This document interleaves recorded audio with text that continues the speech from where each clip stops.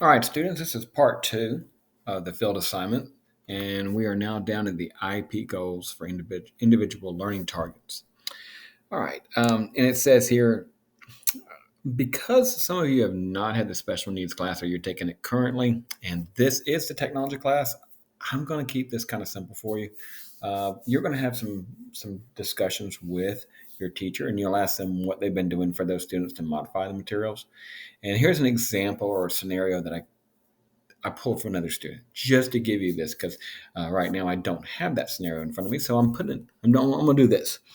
Let's say that, see how it says first grade? I could just change this to seventh grade so it's more authentic. It's a seventh grade class. And let's say currently you do not have a student with an IEP or a 504. So, but you do have identified struggling readers in your class. So what you will do is on the struggling readers, you will just identify the things that you could do with these students. And like, for instance, you could have a partner assisting them with the reading materials. What I would do, and this is what I've done in the past, ask the educator what they've been writing in their lesson plan. So what do you suggest here? So if they have a struggling reader, how is that being addressed? How are you modifying the materials? If you're modifying the materials, I would also put that here. So if you had a different version of what you were doing, right, that they would be doing in the assignment, then this is where you would put modified materials. Okay, this is where you would include that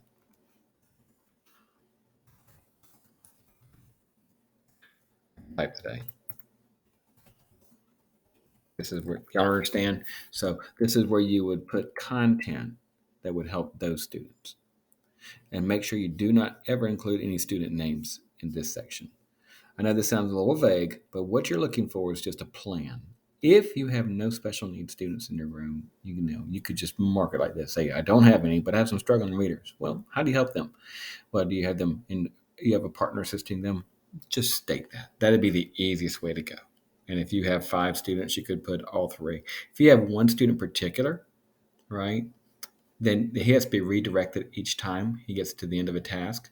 You could put that in. That would be an instructional learning target that you're having to do with them. So you've segmented their work. So do you see how I wrote that? So student two has two uh, components that I've been, because they're identified struggling readers. Make sense? All right, let's move forward. The next level of this is your lesson plan area. This is the assessments. And for 2 weeks, we've been working on assessments. Okay. Well, I included two assessments here. All right. Uh, in the directions, it says plan a formative assessment for the first few days of instruction and a summative assessment. Don't let that bother you. I'm simplifying it. Okay. So hopefully you're watching this video, so it would help you. And if you email me, I know you didn't see it. So what you want to do here is you need a measurement tool, something to measure what's going to happen here. And you're only doing one. You're only doing a formative assessment. That's why we've been doing those for 2 weeks. If you were going to use one, and I kind of got a little bit of a cheat here because from Common Sense Media, they gave me one. Okay. So what I got here is only one formative assessment component will be required for our class. I did a second one. The first one already existed in Common Sense Media, and the second one, that could be created by you. So I put the links in here. Now, do you understand why we've been putting the links and we're going through the jumping the hoops? Well, I'd like for you to put your links in here. Okay. Will you have to do that at the end? I don't remember if EdTPA makes you put those links in, but I think it's more interactive if you do that. So I'm going to say, yes, this is what you would probably want to do is include your links. Okay. I think I just messed up my link. There we go. Now it's better. So like if I click on Common Sense Media, it's going to give me the assessment tool that's redirecting me. And now I have my quiz. See? And let's say it's ready to start Q and go. And there's my first of 5 questions. Okay, so that's the assessment tool.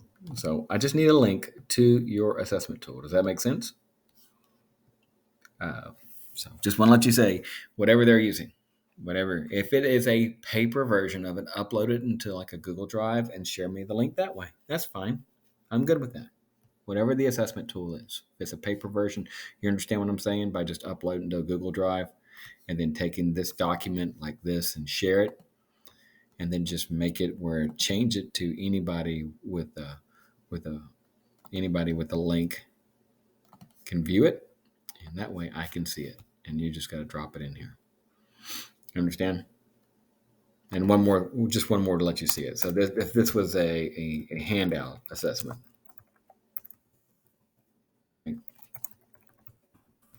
then you would just take it and you would type handout assessment and you would add a hyperlink on it, right?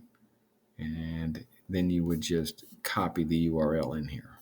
So if I go to share and I go to copy the link, right, that would kind of like be this. Just want to let you see what it looks like. So that if I go to the hyperlink and I paste it in there, well, as it says sharing at the end, that means you can see it. If you don't see sharing at the end before I hit apply, so that would be kind of like how I would add a handout.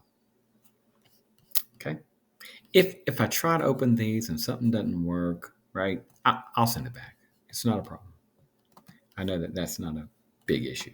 But that is what I want when it says an assessment. I need a link to whatever you're using to measure. There has to be one measurement tool in here. That's all I want. I don't want all this. I don't want this nightmare stuff. Or not now. We just see how much they're typing in here. Yeah, we're not doing all that. Okay. And you'll see that. So there's a pre and there's a formative on this example here. I don't want that. All I want is just one assessment tool. That's for the purpose of this class. Make sense? Move on. Next section, materials. These are the materials that the teacher uses and the student uses. Simple as that. Okay? And you just want to put them in here in a bulleted list. I need to know what you used. If it's a textbook, write down the textbook, what it was, page number, etc. If it's a presentation, give me the presentation as a hyperlink. Make sense? Anything that you use, here. Anything the student uses, here. Any handout, here. Make sense? Very straightforward. Now, on the anticipation, the setup, this is what you did to start this off with. I need to take this off. There we go. I just messed that up. Let me take that out of there. There we go. Remember this right here. This is your warm-up. This is how you're going to start the assignment. So if you have something you're going to do to prime them with a leading question, this is where you will include it. Okay, and I just put an example here. All right. So that is a simple, straightforward one too. Appeal to their prior knowledge. So how are you going to talk to them before? It could be as simple as from yesterday, we did this. Everybody remember what we did yesterday or what you did in your assignment that you did? This is a continuation of it, and here we go. That's simple. You're setting up today's assignment. We do it all the time. All right, the next area, and this is the one that will terrify people if you don't watch this video. I do not need a whole bunch of stuff here. Okay? All I want from you is at least 2 questions that you think they're going to ask and you'll be prepared to answer. Okay? So from the materials that you're using, I want you to have a leading question in here. Do you want to put what they reply? No, I just need the question. This is what I anticipate they will be needing from me when I tell them. And I literally put this in here. You'll be able to look at my lesson over on the right. You can even see that these are the directions I'm going to give them as I'm doing each section. You see this? Like, this is a question I'm going to ask, and it's from slide 7 of the presentation. When I get here and say, could this situation have turned out differently? Now, when do I ask that question? It's going to be when I assemble the group of 4 students and direct their attention to part 2. Do you want to add comments like this? I'm fine without it. I just want the key questions in here. If you need to put this underneath it, right, to tell me that's where you're going to ask the question, that is fine. Y'all understand? Right now, I got them over in the comment section. But if you would have had this, right, if I would have had this underneath here, and this is going to be here, I'm fine with that. I'm fine with you telling me that is where you're going to be doing this. I'm fine with that. Okay? I'm showing you on my side here that I got 3 key questions I'm asking during my 10-minute video. Does that make sense to y'all? So if you did it that way and you put down during this component, at this time, this is a question I'm going to ask. I need 2 of those. So this is kind of it's helping with your instructional strategies that you're using. But what I need here is, what are you asking the students? How are you getting them to think? Okay. Do these questions have to be in your recording? No, because your lesson's probably going to cover 30 to 45 minutes. Your 10-minute video will not have all these questions. Should have probably one of them, but it doesn't have to have all 3 of them. Can you have more? Yes, but all I'm requiring from you at this time is 3 thought-provoking questions you're asking your students. Make sense? I know it says more here, but that's what I want. 3 questions at the most. Okay? Y'all good with that? Next, this is key for me. I need to know what technology you used. And here's an example. The teacher used a presentation device to deliver the content from Common Sense Media's website. I used the smartboard to progress through the content and maintain eye contact with the students. I like to be up there instead, and moves me around a little bit. Students utilize Chromebooks to complete the assessments from the Common Sense Media website in the Quizzes portal. And Quizzes was delivered within their Google Classroom.